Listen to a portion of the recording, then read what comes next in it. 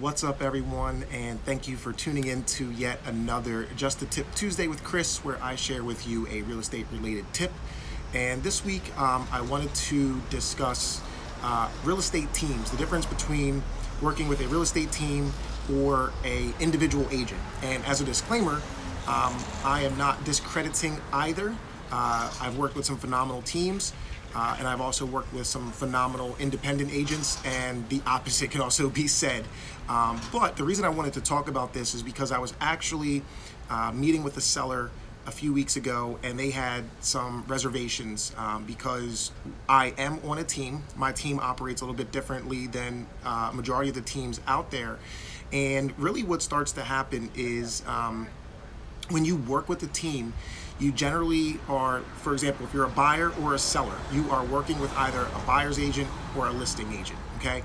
And then once you go under contract, you are then more than likely going to be working with someone else. That person is usually a transaction coordinator, and that person will help you go through all the checks and balances, if you will, throughout the real estate process. So they're going to help you schedule your home inspection, get all your documents to your lender. They're going to make sure that you are aware of when your earnest money deposits are due and where to send them, and a handful of things. Okay, so the value is, if the teams are structured correctly, this will help make sure that nothing is missed along the way. There's a lot of moving parts with a transaction that can be overlooked if things aren't structured correctly, okay?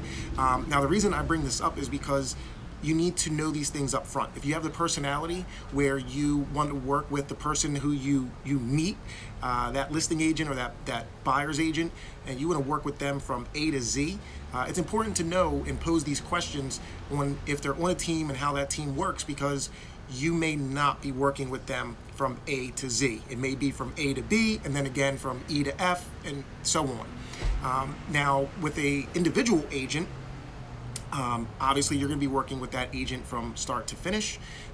But when we are in a market like we're in now, it's important to pose questions to that individual agent about their volume and their systems, because it's very easy for a realtor to become a little bit too busy and overlook the very important things that need to be done when they're handling multiple transactions. So again, no discredit to either, but you may want to pose the questions when you are interviewing either a listing agent or a buyer's agent as to exactly how they structure their business. Are they individual, and are they a team? And if they are a team, how does that process work? Who will you be communicating with, and at what point? Because again, you want to know these things up front and make sure that you are making the right decision, because once you signed that listing contract or that business relationship agreement, chances are at that point you may be tied for a little bit, unless that realtor or team is let you out of that contract. So with all of that being said, that's my tip for this week. If you found any value in this, please like, comment, and most importantly, share. And do me a favor, check in next week for the very next Just a Tip Tuesday with Chris Nelson. And as always, thank you for checking out this current video.